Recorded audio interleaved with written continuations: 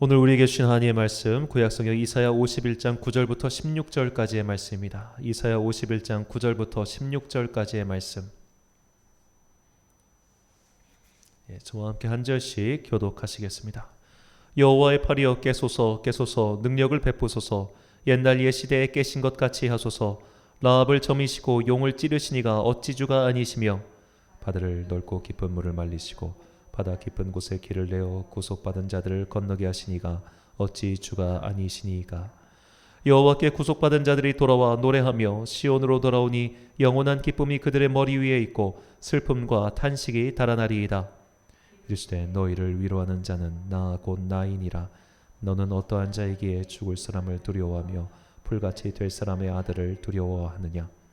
하늘을 펴고 땅의 기초를 정하고 너를 지은 자 여호와를 어찌하여 잊어버렸느냐. 너를 멸하려고 준비하는 저 학대자의 분노를 어찌하여 항상 종일 두려워하느냐. 학대자의 분노가 어디 있느냐. 결박된 포로가 속히 놓일 것이니 죽지도 아니할 것이요 구덩이로 내려가지도 아니할 것이며 그의 양식이 부족하지도 아니하리라. 나는 내 하나님 여호와라. 바다를 휘저어서 그 물결을 뒤흔들게 하는 자이니 그의 이름은 만군의 여호와니라. 내 입에 두고 내 손 그들로 너를 덮었나니 이는 내가 하늘을 펴며 땅의 기초를 정하며 시온에게 이르기를 너는 내 백성이라 말하기 위함이니라. 아멘. 선지자의 기도 5번째 시간으로 믿음을 구하는 기도란 제목으로 하나님의 말씀 선포하겠습니다. 오늘까지 이제 특별 새벽기도의 열흘차를 쭉 마치면서 제 안에 기도란 무엇인가에 대해서 다시 한번 생각하는 또 귀한 계기가 되었습니다. 우리가 무엇을 믿어야 하며 또 무엇을 기도해야 할까요?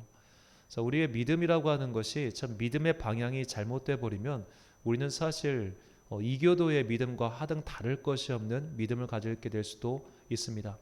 우리는 창조주이신 하나님을 믿고 그분의 아들 예수 그리스도를 믿고 또 그분의 영이신 성령님을 믿으며 또 그분의 몸된 교회를 믿습니다. 그러니까 교회를 믿는다는 것이 뭐 교회에서 하는 모든 것을 믿는다 그런 의미가 아니고 이 교회가 그리스도의 지체라는 것, 즉 그리스도의 몸이라는 것, 내가 그 그리스도의 몸을 이루고 있는 한 부분이라고 하는 이 신비를 받아들이는 것이 우리가 믿는 믿음이라는 것이죠. 이 믿음이 잘못되어 있으면 마치 예수를 믿으면 내 삶의 만사가 다 형통해진다, 이런 식으로 샤머니즘적인 믿음을 얼마든지 갖게 된다는 겁니다. 그래서 이 믿음이 굉장히 혼합되어 있는 분들이 정말 많아요. 그래가지고 기독교인들 중에도 손 없는 날을 찾는 분들이 있습니다. 기독교인 중에서도 어디다 못을 박으면 안 돼, 이런 식으로 샤머니즘적인 요소가 굉장히 결합되어 있는 게 많아요. 일전에도 계속 말씀드렸지만 특히 우리나라 장례 예식을 할 때 정말로 기족의 어떤 토속적인 민속신앙과 그리고 기독교 신앙이 짬뽕되어 있는 게 참 많은데, 우리가 믿음의 방향을 잘못 정하면 이런 식으로 혼합 종교를 얼마든지 가질 수 있다는 겁니다. 우리가 구약 성경을 보면 이스라엘 백성들이 계속해서 우상 숭배를 반복합니다. 이 우상 숭배를 반복하는 것은 어떻게 보면 굉장히 당연했어요. 왜냐하면 그 메소포타미아 신화 속에서 이 바알이라고 하는 신은 풍요의 신이었어요. 그리고 그의 상징은 황소였습니다. 그러니까 내가 풍요로워지고 싶은 거예요. 내 욕망이 가는 방향이 있어요. 내 욕망이 가는 방향이 있는데 하나님은 내 욕망이 가는 방향을 별로 좋아하지 않으세요. 하나님이 원하시는 방향으로 우리가 가길 원하시지 내가 원하는 방향으로 가기 위해서 하나님을 이용하는 게 아니란 말이죠. 그런데 내가 원하는 방향이 있다 보니까 자꾸만 이 하나님의 신앙을 이걸로 돌려버리는 거예요. 그래서 사람들은 나중에 산당 제사와 하나님 제사를 섞어버립니다. 이게 구분이 안 가져버리는 거예요. 그래서 그들은 반복해서 우상 숭배를 하고 맙니다. 마찬가지로 우리의 기도 또한 내가 무엇을 기도해야 되는지 방향을 잘못 정해버리면 우리는 쓸데없는 기도, 헛된 기도를 하게 된다는 것이죠. 마치 그 유명한 803 갓바이에 가가지고 이 수험생 부모님들이 그렇게 기도하는 것 마냥 우리가 그런 기도를 하게 될 가능성이 매우 농후하다는 겁니다. 제가 이제 심심풀이로 심심해가지고 어째 우연히 유튜브를 하다가 예전에 그 무당이 실제로 이렇게 어떻게 보면 무당이 상담을 한다고 해야 되나요? 무당이 상담하는 그 유튜브를 본 적이 있었습니다. 그런데 교회 다니는 사람들이 꽤 가시더라고. 정말로 놀랐어요. 물론 용하긴 용하더라고요. 그렇게 용하게 막 맞추는 걸 보면서 야, 신기하다는 생각이 들었었는데, 자, 왜 그분들이 그렇게 무당을 찾아갈까요? 내가 기도해야 될 것이 뭔지 모르기 때문입니다. 내가 기도해야 될 것이 뭔지 모르다 보니까 정말 그냥 내 소망, 내 어떻게 보면 꿈, 나의 어떤 것을 이루기 위해서만 기도하다 보니까 이것을 위해서 수단과 방법을 가리지 않게 되는 거예요. 내 꿈이 있다면 그것을 이루기 위해서 때로는 절에 갈 수도 있고, 때로는 교회에 갈 수도 있고, 때로는 성당에 갈 수도 있고, 때로는 귀신을 만나러 갈 수도 있는 거죠. 마치 이게 정치인과 똑같습니다. 정치인에게는 당선이 목적이지 하나님 나라를 위한 게 목적이 아니기 때문에 이 사람들은 성당도 갔다가 절에도 갔다가 뭐 하는 거죠. 그러니까 이번에 참 이 교회 관련돼서 굉장히 웃기지도 않은 그 일이 2번이나 벌어지지 않았습니까? 부인이 뭐 성경을 달달달 외운다고 하는 분부터, 내가 옛날에 이 교회 집사였네 하는 분부터, 너무너무 참 웃기는 일들이 일어나는데 이것은 모두 다 내 기도가 방향이 잘못됐기 때문입니다. 내 소망을 이루기 위한 기도, 이것이 우리의 기도가 아니라는 거예요. 오늘 우리는 내 기도의 방향이 어떻게 돼야 되는가, 바른 기도의 방향은 무엇인가라는 것을 다시 한번 되살려 보고자 합니다. 첫 번째로 우리의 모든 기도의 종류는 바로 천국에 들어가게 해달라는 기도입니다. 천국에 들어가게 해달라는 기도가 결국 무엇일까요? 내 안에 구원의 확신을 달라는 기도예요. 내 안에 구원의 확신을 달라는 기도. 자, 우리가 천국에 들어가지 못하면 사실 우리의 모든 믿음의 행위, 또 내 삶은 다 헛되고 허망한 것이 돼버립니다. 내가 아무리 많은 재산을 쌓아놓고 있다 할지라도, 그리고 내가 이 땅을 사는 동안 아무리 열심히 살았다 할지라도 그 끝이 모든 것이 없어지는 허무함이라면 이게 얼마나 인생이 헛되게 사는 거겠습니까? 그렇기 때문에 우리는 내 인생의 삶이, 내 인생이 헛됨으로 끝나지 아니하도록 계속해서 보람 있는 삶으로, 의미 있는 삶으로 이어갈 수 있도록 천국에 가게 해달라고 기도해야 되는 겁니다. 그러니까 천국이라고 하는 것은 내 삶이 계속해서 의미 있는 영원의 방향으로 가기 위한 주님께서 마련하신 새하늘과 새 땅이죠. 우리가 여기에 들어가야 됩니다. 누가복음 9장 25절 말씀, 사람이 만일 온 천하를 얻고도 자기를 잃든지 빼앗긴든지 하면 무엇이 유익하리요. 우리의 삶이 아무리 고관대작의 삶을 산다 할지라도 그 인생의 마지막이 천국으로 들어가지 못한다면 그것은 참 의미 없는 일이겠죠. 아무리 부자로 살아도, 아무리 건강하게 살아도 내 끝이 천국이 아니라면, 내 끝이 주님의 품이 아니라면 그것은 참 의미 없는 인생일 겁니다. 설령 내가 거지 나사로와 같이 살았어요. 들개들이 와서 내 상처를 허른 데를 핥아줘야 될 만큼 그렇게 비루한 인생을 살았다 할지라도 그의 마지막이 아브라함과 함께 있는 삶으로 된다면 그의 인생은 값진 인생이 될 수 있겠죠. 그렇기 때문에 우리는 이 땅을 어떻게 살아나가는 것도 굉장히 중요하지만 그것보다 내 삶의 마지막에 우리가 천국에 들어갈 수 있도록 기도해야 합니다. 이 천국에 들어갔다, 너는 이미 천국 백성이다, 너는 하나님의 자녀다라고 보증해 주시는 분이 바로 성령님이시죠. 고린도후서 1장 21절과 22절 말씀입니다. 우리를 너희와 함께 그리스도 안에서 굳건하게 하시고 우리에게 기름을 부으신 이는 하나님이시니 그가 또한 우리에게 인치시고 보증으로 우리 마음에 성령을 주셨느니라. 아멘. 여기서 이 보증이라는 표현이 재밌는데요. 헬라어로 알라본인데 이 신약성에 3번 쓰인 단어입니다. 이는 보증금, 기탁금, 1회 분납금이라는 뜻입니다. 그래서 영어 사전은 이 단어를 프레지 아니면 개런티라고 번역하더라고요. 약속, 서약, 보장이라는 뜻이죠. 자, 성령님이 얘는 천국에 들어가라는 보장을 우리한테 해주셔가지고 여기다가 콕 새겨두셨다는 거예요. 구원의 확신하는 것은 나는 천국 들어가라고 하는 일종의 보증수표와 같은 것을 주셨다는 겁니다. 자, 그렇다면 이 성령님께서 내 안에 이 보증수표를 딱 찍어주셨을 때 나에게 어떤 일이 일어날까요? 자, 이게 굉장히 중요한 게, 자, 인간은 한치의 흔들림도 없는 100%의 확신을 가질 수가 없습니다. 한치의 흔들림도 없는 100%의 확신을 인간은 가질 수 없어요. 그러니까 이 구원의 확신이라고 하는 것이 나는 정말 구원받았어, 이 믿음은 흔들리지 않아, 어떤 것도 내 생각이 흔들릴 수 없어, 이게 구원의 확신이 아니라는 거예요. 왜냐하면 이거에 대해서 굉장히 참 릭 베송 감독의 잔다르크를 한번 보시면 이 구원의 확신에 대해서 굉장히 아주 심도 있는 이 철학적 주제가 나오는데, 이 잔다르크가 이 하나님께 받았다고 하는 이 검을 들고 막 싸웁니다. 실제로 이 역사학자들이 이 잔다르크에 대해서 분석을 해보면 잔다르크는 거의 이순신급이라고 합니다. 왜냐하면 이 10대 소녀가 도저히 이길 수 없는 그 전격 작전을 써가지고 막 이 군사의 천재예요. 그래서 이 프랑스를 결국 승리로 이끌어가는데 이 잔다르크가 등장했을 때 자기가 영화 속에서 내가 하나님께 검을 받았다고 얘기를 해요. 잔다르크가 화형을 당하기 전날 마귀가 나타나서 잔다르크에게 이렇게 그가 받았다는 확신을 흔들어냅니다. 어떻게 흔들어내면 야, 그 칼이 정말 하나님이 주신 칼이야? 그 칼은 어쩌면 누군가 길 가다 버린 칼일 수 있어. 네가 받았다는 그 구름이 갈라졌다는 환상이 진짜 하나님께서 가르신 걸까? 아니야, 바람이 불어서 갈라진 걸 수도 있어. 네가 봤다는 그 빛의 그 화려한 빛이 그냥 네 망막의 착각일 수 있어. 이런 식으로 계속 흔들어내요. 이게 전 영화의 백미라고 생각하는데, 자, 인간은 여러 가지로 흔들어대면 이 확신이라고 하는 것도 계속 뽀짝뽀짝 뽀개집니다. 그래서 루터 같은 이는 사람을 믿지 않았어요. 그는 심지어 내 마음의 확신도 믿지 않았습니다. 그저 성경에 쓰여져 있으니까 그걸 믿은 거예요. 그러니까 나라고 하는 존재의 인지 능력, 이것은 굉장히 미흡합니다.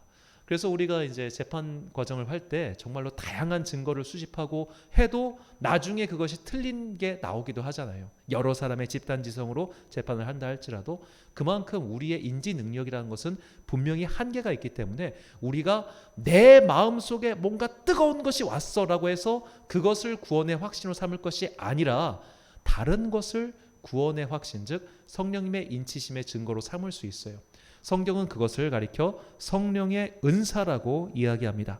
고린도전서 12장 8절부터 10절까지 말씀입니다. 어떤 사람에게는 성령으로 말미암아 지혜의 말씀을, 어떤 사람에게는 같은 성령을 따라 지식의 말씀을, 다른 사람에게는 같은 성령으로 믿음을, 어떤 사람에게는 한 성령으로 병 고치는 은사를, 어떤 사람에게는 능력 행함을, 어떤 사람에게는 예언함을, 어떤 사람들에게는 영들 분별함을, 다른 사람에게는 각종 방언 말함을, 어떤 사람에게는 방언들 통역함을 주시나니. 아멘. 자, 성령께서 우리 안에 오셔서 내주하셔서 우리에게 구원의 확신, 인치심을 주시면 성령의 은사가 나타난다는 거예요. 성령의 은사, 이것은 외적인 표징입니다. 외적인 표징이 나타나는데 이 종류가 다 다르다는 겁니다. 자, 이 순복음 교단 같은 경우는 성령의 인치심, 구원의 확신을 받으면 반드시 동일하게 나타나는 은사를 방언으로 칩니다. 그러니까 방언을 안 받았어. 그러면은 너는 아직 구원의 확신이 없는 거야. 이렇게 이야기를 해요. 순복음은 되게 단순합니다. 그런데 사실 이제 고린도전서 12장에 따르면 성령님께서 우리 안에 인치셨을 때 이 성령의 은사가 다양한 방법으로 나타난다는 거예요. 근데 이 다양한 방법 속에 한 가지 굉장히 중요한 은사가 있어요. 바울은 이것을 고린도전서 13장에서 이야기하죠. 바로 사랑이라고 말입니다. 그러니까 이 모든 것들보다 더 좋은 은사가 있는데 내가 그것을 알려주겠다라고 얘기하면서 그때 얘기하는 게 바로 사랑이에요. 즉 성령님께서 내 안에 오셔서 나에게 구원의 보증수표, 너 이제 천국 가라는 구원의 보증수표를 주셨을 때 우리 안에 외적으로 반드시 나타나야 하는 게 뭐로? 바로 사랑이라는 겁니다. 방언을 말하는 사람들 중에도 사랑이 없는 사람이 있습니다. 예언을 말하는 사람들 중에도 사랑이 없는 이가 있습니다. 심지어 병 고치는 은사를 받은 사람들 중에도 사랑이 없는 이가 있습니다. 그래서 예수님께서 마태복음에서 이런 말씀을 하시죠. 나더러 주여 주여 하는 자마다 천국에 들어갈 것이 아니라고 말이죠. 그때 보면 그 사람들이 그런 말을, 아까 택함 받지 못한 사람들이 그런 말을 합니다. 주님, 내가 주님의 이름으로 귀신을 쫓아내고 병을 고쳤는데 왜 내가 천국에 들어가지 못합니까? 라고 이야기하죠. 귀신을 쫓아내고 병을 고치는 사람이 왜 천국에 못 들어가겠습니까? 그 안에 사랑이 없기 때문에. 이것을 바꿔 말하면 내 안에 사랑이 없어도 얼마든지 비슷한 외적 은사는 나타날 수 있다는 거예요. 자, 이거에 대한 성경의 아주 표준적인 인물이 바로 이스라엘의 초대 왕인 사울 왕입니다. 자, 사울 왕은 그 당시, 그러니까 오늘 우리의 시각으로 치면 방언을 해요. 그런데 이 방언을 두 가지 버전으로 합니다. 첫 번째는 그가 사무엘을 만난 이후 성령님의 은사로 예언을 말해요. 그래서 이 예언을 말하다는 말이 그 방언하다는 말과 비슷합니다. 그러니까 약간 중언부언하다 이런 뜻이거든요. 그냥 그런 말을 하는데 성령에 취해서도 하고 그가 나중에 악한 영에 취해서도 말을 합니다. 중언부언하는 말을. 이 히브리어 단어가 똑같은 말이에요. 번역만 다를 뿐이지. 그러니까 외적인 현상은 똑같아요. 그러니까 방언을 했어요. 우리식으로 치면은 사울은. 그런데 한 번은 성령에 취해서 하고 한 번은 악한 영에 의해서 했다는 거예요. 이게 굉장히 중요합니다. 그러니까 내가 성령의 외적 표징을 자꾸만 추구하면은 이거 사실 의미 없어요. 정말 우리가 추구해야 될 외적 표징은 내 안에 사랑이 있는가, 그리고 그 사랑을 사람들에게 나타내고 있는가라는 겁니다. 그래서 내 안에 사랑이 없으면 모든 것은 다 울리는 꽹과리와 마찬가지죠. 그러므로 우리가 구원의 확신, 내가 구원받았을까? 나는 천국에 들어갈 수 있을까? 나는 그 믿음이 있는가? 하나님께서 나에게 그 성령이라고 하는 것을 보증수표로 주셨는가 아닌가를 판별할 수 있는 기준은 나는 지금 사랑이 있는가, 주님을 향한 사랑, 그리고 주님께서 말씀하신 바 이웃을 향한 사랑이 내 안에 있는가. 없다면, 나는 아직도 하나님을 사랑하지 않는다면, 나는 아직도 예수님을 사랑하지 않는다면, 그리고 주님께서 사랑하라 하신 그 사람들을 내가 사랑하지 않는다면, 안타깝지만 나는 내 안에는 구원의 확신이 없는 거예요. 이 구원의 확신에 대해서 이제 일기를 쓴 사람이 그 유명한 존 웨슬레이인데, 그 웨슬레가 올더스게이트 거리에서 그가 성령 체험했을 때 그가 이런 말을 했습니다. 내 마음이 따뜻해졌다고. 자, 사랑은 따뜻한 거죠. 내 안에 따뜻한 누군가를 향한 사랑이 없다면, 냉랭하다면, 차갑다면 나는 정말 내가 받았다고 하는 구원에 대해서 점검해 봐야 됩니다. 우리가 천국에 들어가는 것이 모든 성도들의 궁극적인 목표예요. 천국에 못 들어가면 뭐하러 교회를 다니겠습니까? 천국에 들어갈 수 없다면 뭐하러 이 시간 설교를 듣고 기도를 하겠습니까? 우리는 천국에 들어가는 이 보증수표를 얻기 위해서 기도해야 되고, 그러기 위해서 성령님의 보증을 받아야 되고, 성령님의 보증을 받았다는 증거가 바로 사랑이라는 것을 결코 잊지 마시고, 나는 정말 내 안에 사랑이 있는가, 그것을 항상 점검해 보시기 바랍니다. 두 번째로 우리가 해야 될 기도는 바로 천국에 갈 때까지 지켜달라는 기도입니다. 자, 이게 사실 우리의 일상의 기도의 많은 부분을 차지하죠. 히브리서 3장 6절 말씀입니다. 그리스도는 하나님의 집을 맡은 아들로서 그와 같이 하셨으니 우리가 소망의 확신과 자랑을 끝까지 굳게 잡고 있으면 우리는 그의 집이라. 아멘. 자, 성령님께서 우리 안에 보증수표로서 이 성령님의 인치신 구원의 보증수표를 주셨는데, 이것을 끝까지 지키고 있어야 의미가 있다는 겁니다.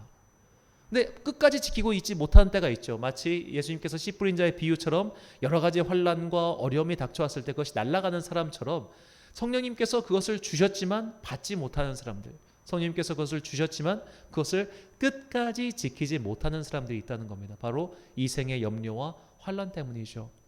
여러분, 우리가 궁극적으로 정말 인생에서 정말 바닥을 빡빡 길 만큼 고통이 닥치면 신앙이고 뭐고 없습니다. 신앙이고 뭐고 날아가요. 정말 고통의 끝까지 인간을 밀어붙이면 신앙은 사라지기가 쉽습니다.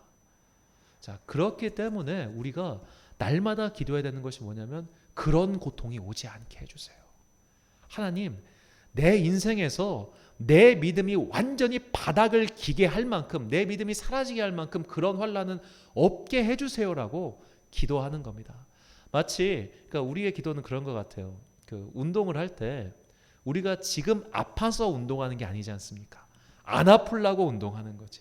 마찬가지로 기도도 내 인생에 환난이 닥치니까 기도하는 게 아니라 환난이 닥치기 전에 마일리지 쌓아두는 거예요. 하나님, 안 다치게 해주세요.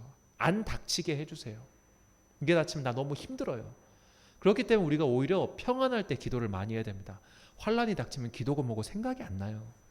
그래서 우리의 기도가 날마다 이 믿음을 지키게 해달라고, 너무 큰 환난이 와가지고 너무 괴롭지 않게 해달라고 이 기도를 항상 드려야 되죠. 자, 오늘 본문 말씀 바로 이 환난이 닥쳐왔을 때 주님께서 구해달라는 기도의 간구의 말씀입니다. 본문 9절과 10절 말씀 제가 읽겠습니다. 여호와의 팔이여 깨소서 깨소서, 능력을 베푸소서, 옛날 옛시대에 깨신 것 같이 하소서.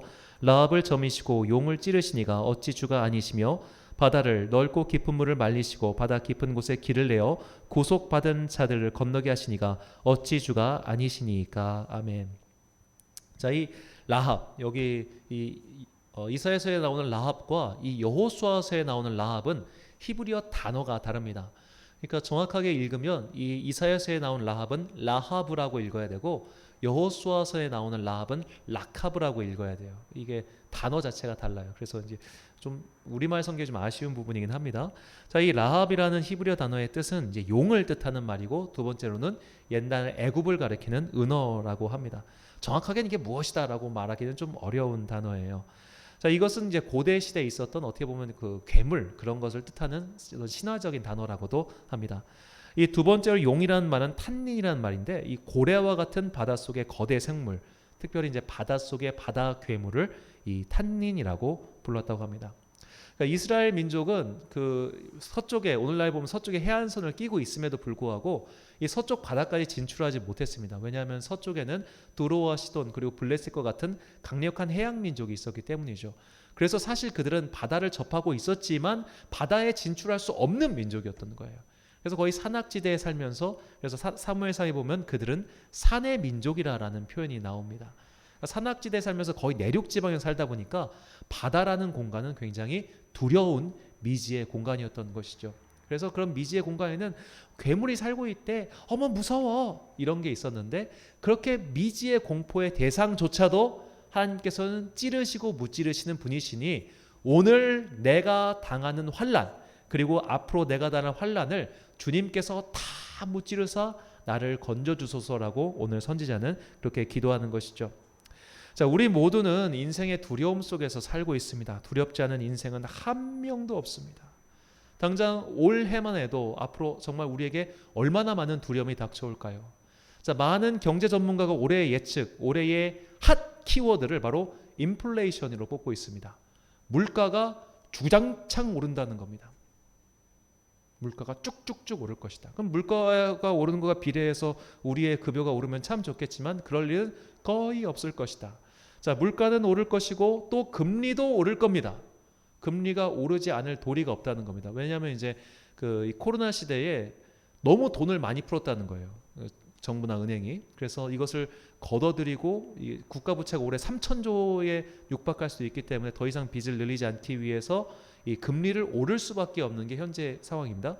자, 금리는 오르고 물가는 올라요. 그러면 이제 대출을 받고 사는 사람들은 괴로워지겠죠.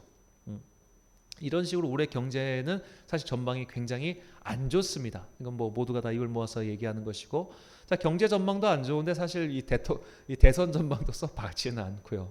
정치 지형, 경제 지형, 뭐 사회 지형 여러 가지 지표가 사실 우리를 되게 암울하게 하고 좀 어렵게 하는 게 분명히 있습니다.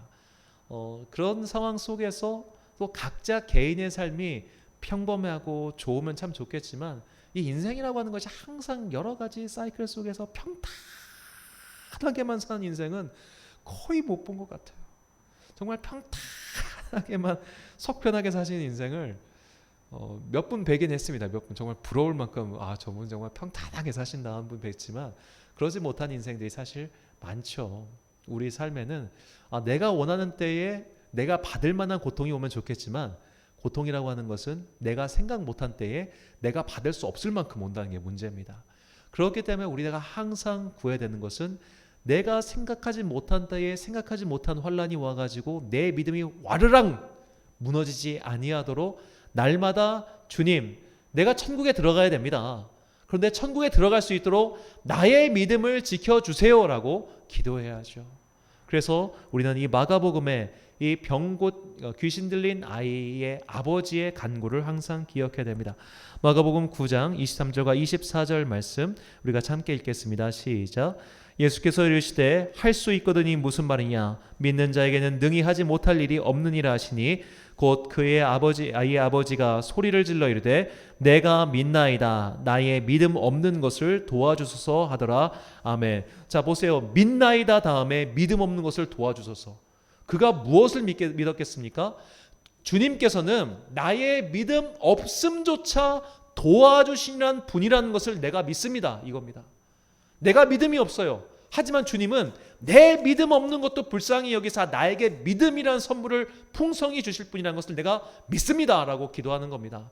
내 인생에 환난이 닥쳐올 때 우리의 믿음은 반드시 흔들립니다.